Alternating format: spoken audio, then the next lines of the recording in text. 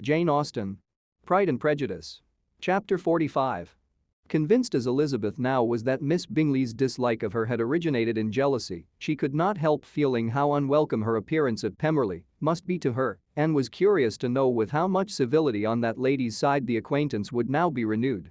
On reaching the house, they were shown through the hall into the saloon, whose northern aspect rendered it delightful for summer. Its windows opening to the ground admitted a most refreshing view of the high woody hills behind the house and of the beautiful oaks and Spanish chestnuts which were scattered over the intermediate lawn. In this house they were received by Miss Darcy, who was sitting there with Mrs. Hurst and Miss Bingley and the lady with whom she lived in London. Georgiana's reception of them was very civil but attended with all the embarrassment which, though proceeding from shyness and the fear of doing wrong, would easily give to those who felt themselves inferior the belief of her being proud and reserved. Mrs. Gardiner and her niece, however, did her justice and pitied her. By Mrs. Hurst and Miss Bingley they were noticed only by a curtsy and, on their being seated, a pause, awkward as such pauses must always be, succeeded for a few moments. It was first broken by Mrs. Annesley, a genteel, agreeable-looking woman, whose endeavor to introduce some kind of discourse proved her to be more truly well-bred than either of the others. And between her and Mrs. Gardiner, with occasional help from Elizabeth, the conversation was carried on. Miss Darcy looked as if she wished for courage enough to join in it, and sometimes did venture a short sentence when there was least danger of its being heard. Elizabeth soon saw that she was herself closely watched by Miss Bingley and that she could not speak a word, especially to Miss Darcy, without calling her attention.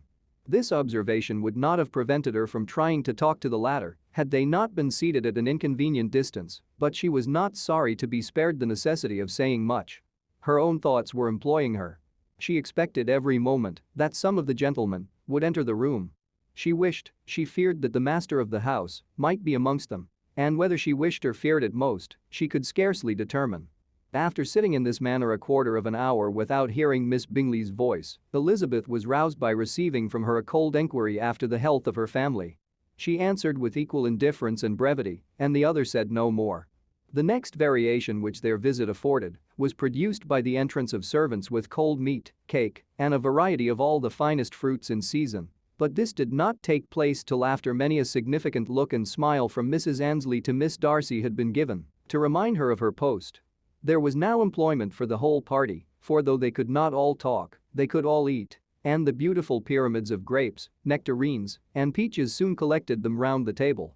While thus engaged, Elizabeth had a fair opportunity of deciding whether she most feared or wished for the appearance of Mr. Darcy by the feelings which prevailed on his entering the room, and then, though but a moment before she had believed her wishes to predominate, she began to regret that he came. He had been some time with Mr. Gardiner, who, with 2 or 3 other gentlemen from the house, was engaged by the river and had left him only on learning that the ladies of the family intended a visit to Georgiana that morning. No sooner did he appear than Elizabeth wisely resolved to be perfectly easy and unembarrassed, a resolution the more necessary to be made, but perhaps not the more easily kept, because she saw that the suspicions of the whole party were awakened against them, and that there was scarcely an eye which did not watch his behavior when he first came into the room. In no countenance was attentive curiosity so strongly marked as in Miss Bingley's, in spite of the smiles which overspread her face whenever she spoke to one of its objects, for jealousy had not yet made her desperate and her attentions to Mr. Darcy were by no means over.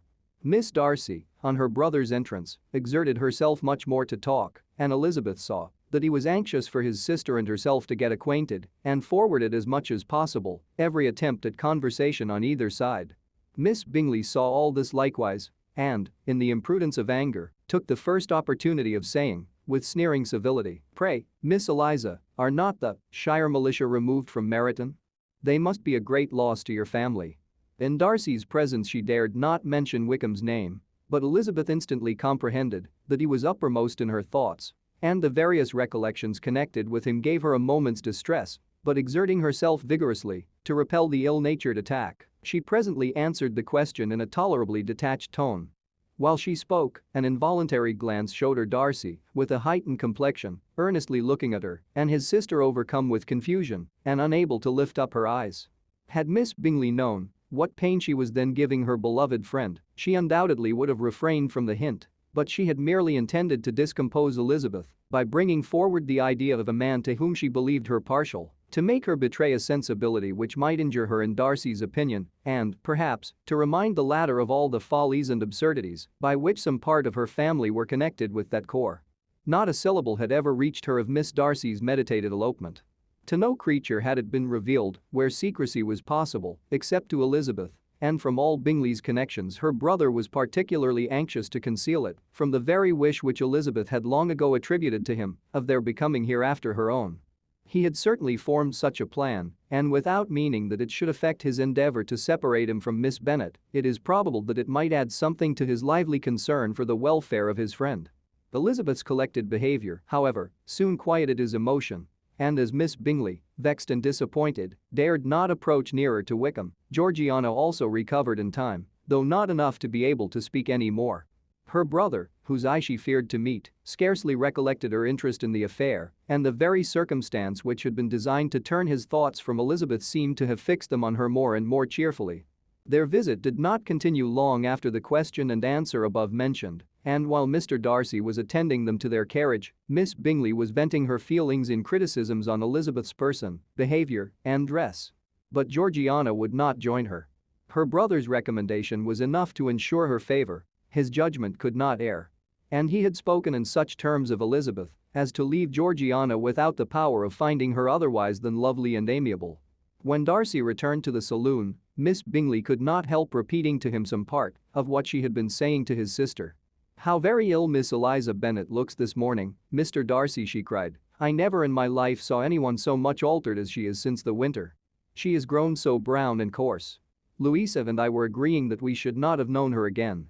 However little Mr. Darcy might have liked such an address, he contented himself with coolly replying that he perceived no other alteration than her being rather tanned, no miraculous consequence of traveling in the summer. "For my own part," she rejoined, "I must confess that I never could see any beauty in her. Her face is too thin, her complexion has no brilliancy, and her features are not at all handsome. Her nose wants character, there is nothing marked in its lines. Her teeth are tolerable, but not out of the common way. And as for her eyes, which have sometimes been called so fine, I could never see anything extraordinary in them. They have a sharp, shrewish look, which I do not like at all, and in her air altogether there is a self-sufficiency without fashion, which is intolerable." Persuaded as Miss Bingley was that Darcy admired Elizabeth, this was not the best method of recommending herself, but angry people are not always wise, and in seeing him at last look somewhat nettled, she had all the success she expected.